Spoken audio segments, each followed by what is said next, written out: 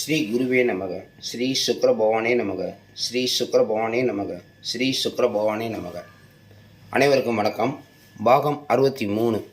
இன்றைக்கி காதல் என்ற வரிசையில் கடக லக்னத்துக்கு காதல் எப்பொழுது வரும், எந்த கிரகத்தால் வரும், எந்த நட்சத்திரம் பிறந்தவங்களுக்கு வரும் அப்படிங்கிறத முழுமையாக பார்க்கலாம் வாருங்க. கடக லக்னம்னு சொன்னால் ஜாதகத்தில் எல்லாருக்கும் கடக லக்னம்னா லக்னம் இங்கே இருக்கும். இதற்கு 11ஆம் இடம், அதாவது இப்படி பார்த்தீங்கன்னா 11ஆம் இடம் வரும். 11ஆம் இடத்தில் ஒரு கிரகம் இருந்தால், இந்த இடத்தில் ஒரு கிரகம் இருந்தால் அது என்ன கிரகம் அப்படிங்கிற பொறுத்து எந்த நட்சத்திரம் பிறக்கிறாங்க அப்படின்னு. 11ஆம் வீட்டு அதிபதி சுக்கிரன், அந்த வீட்டு அதிபதியினுடைய நட்சத்திரம் பூரம் பூராட நட்சத்திரத்தில் ஒரு கிரகம் இருந்தாலும் அந்த தசாபுத்தி காலகட்டத்தில் காதல் வரும். இப்போ பிறந்த நட்சத்திரம் எடுத்துக்கிட்டிங்கன்னா இந்த இடத்துல சூரியன் இருக்காருன்னு வச்சுக்கோங்க. சூரியன் இருந்தால் கார்த்திகை உத்திரம் உத்திராட நட்சத்திரத்தில். போன பதிவில் என்ன பார்த்தோம், இந்த இடத்துல பார்த்தோம் காதலுக்கு. மிதுன லக்னத்துக்கு இங்கே பார்த்தோம், இப்போ கடக லக்னத்துக்கு பார்க்கணும். காதல் இங்கே மாறிடும். கான்செப்ட் ஒரே மாதிரி தெரியும், ஆனால் உள்ள போக போக பிரிஞ்சிடும். சூரியன் இந்த இடத்துல இருந்தால் கார்த்திகை உத்திரம் உத்திராட நட்சத்திரத்தில் பிறந்தவங்களுக்கு காதல் வரும். இங்கே இருக்கணும் இங்கே, ஓகேங்களா. சூரியன் இங்கே இருந்தால் கார்த்திகை உத்திரம் உத்திராட நட்சத்திரத்தில் பிறந்தவங்களுக்கு. சூரியன் இங்கே கார்த்திகை நட்சத்திரத்தில் இருப்பார், ஆனால் காதல் பாசிபிள். வேறு கிரகங்கள் தொடர்பு ஏற்பட்டால் கிடைக்கும்ன்ற சொல்லலாம். இங்கே இருக்கணும், இந்த இடம் தான் காதலுடைய இடம். கடக லக்னத்துக்கு காதல் இங்கே தான். அடுத்து செவ்வாய். செவ்வாய் இங்கே இருக்கிறாருன்னா மிருகசீரிடம் சித்திரை அவிட்ட நட்சத்திரத்தில் பிறந்தவங்களுக்கு இங்கே செவ்வாய் இருக்கும்போது காதல் வரும். கடக லக்னத்துக்கு செவ்வாய் இங்கே இருக்கும்போது காதல் வரும். செவ்வாய் இருக்கும்போது இல்லை, அவங்க ஜாதகத்தில். புதன் இந்த இடத்துல இருக்கிறாரு. கடக லக்னத்துக்கு புதன் இங்கே இருக்கிறாரு அப்படின்னா ஆயில்யம் கேட்டை ரேவதி நட்சத்திரத்தில் பிறந்தவங்களுக்கு காதல் வரும். அடுத்து குரு பகவான் இங்கே இருக்கிறாரு. இப்போ இந்த வருஷம் பூரா குரு பகவான் இங்கே தான் இருக்கார்.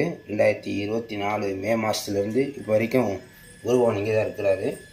அப்போ இருக்கும்போது இந்த நேரத்தில் இருந்தவங்களுக்கு, அதுவும் கடக லக்னத்துக்கு பிறந்தவங்களுக்கு காதல் கண்டிப்பாக வரும்.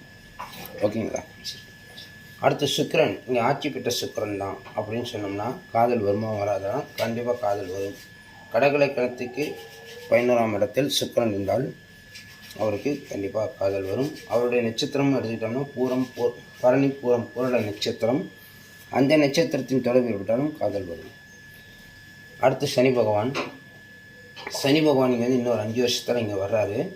இப்போ இந்த வருஷம் சனி பயிற்சி இங்கே நடக்குது. இங்கே ஒரு 2.5 வருஷம் இருப்பார், இங்கே ஒரு 2 வருஷம் இருப்பார், இங்கே 5 வருஷம். அப்போ அந்த காலகட்டத்தில் பிறக்கிற 2 வருடம் பிறக்கிறவங்களுக்கு கண்டிப்பாக கடக லக்னத்தில் பிறக்கிறவங்களுக்கு காதல் வரும். சனி பகவான் இங்கே இருக்கும்போது எந்த நட்சத்திரம்னு ஒன்று இருக்குது, அதாவது பூசம் அனுசம் உத்திரட்டாதி நட்சத்திரத்தில் கடக லக்னம் பிறக்கணும். பூசம் அனுசம் உத்திரட்டாதி நட்சத்திரம் இருக்கணும். சனி பகவான் இங்கே இருக்கணும். அடுத்து ராகு. திருவாதிரை சுவாதி சதய நட்சத்திரம். ராகு இங்கே இருந்தால் கண்டிப்பாக காதல் வரும். இங்கே ராகுக்கு நீச்ச பலன் கிடைக்கும். அதையும் கொஞ்சம் கவனமாக பார்க்கணும். நீச்சம் கிடைக்குமா இல்லை நீச்ச பங்கம் கிடைக்குமா, நல்லதை கொடுப்பாரா அப்படிங்கிறத ஜாதகத்தில் உட்பிரிவில் போய் பார்க்கலாம். அடுத்து கேது பகவான். கேது இங்கே இருந்தால் இன்னொரு கேது பயிற்சி இந்த வருஷம் நடக்குது. இங்கே ஒரு 1.5 வருஷம், இங்கே 1.5 வருஷம், 1.5 வருஷம், 4.5 வருஷம் கழிச்சு பார்த்தீங்கன்னா கேது பகவான் இங்கே வருவார். அவர் நீச்ச நிலையில் வருவார். சனி இங்கே 5 வருஷத்தில் வராரு. சனியும் கேது ஒன்றா போடுவாங்க, அப்படிலாம் ஒரு பலன் வரும். அந்த பலன்லாம் அப்புறம் பார்த்துக்கலாம். சரி, கேது பகவான் இங்கே இருந்தார்னா காதல் கண்டிப்பாக வரும். ஓகேங்களா. அவர்கள் கேது பகவான் அங்கே இருக்கும்போது அஸ்வினி மகம் மூல நட்சத்திரத்தில் பிறந்தவர்களுக்கு காதல் வரும் என்று கூறிக்கொண்டு இன்னும் விரிவாக உங்களுக்கு ஷார்ட் காமிச்சிடுறேன், அதை நீங்கள் பார்த்துக்கலாம். ஓகேங்களா. சூரியன் நான் சொன்ன இடத்துல கடக லக்னத்துக்கு சூரியன் அந்த இடத்துல இருந்தால் கார்த்திகை உத்திரம் உத்திராடம்.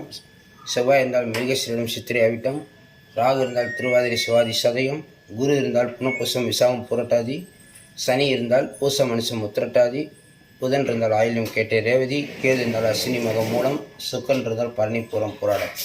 இந்த நட்சத்திரத்தில் பிறந்தவங்களுக்கு கண்டிப்பாக காதல் வரும் என்று கூறிக்கொண்டு, உங்கள் ஜாதகம் இதே மாதிரி பலன் பார்க்கணும், காதல் வருமா இல்லை நல்ல பெற்றோர்கள் பார்த்து செய்யும் திருமணமா அப்படின்னு பார்க்கணும்னா என்னுடைய நம்பர் வாட்ஸ்அப் நம்பர் கீழே இருக்குது.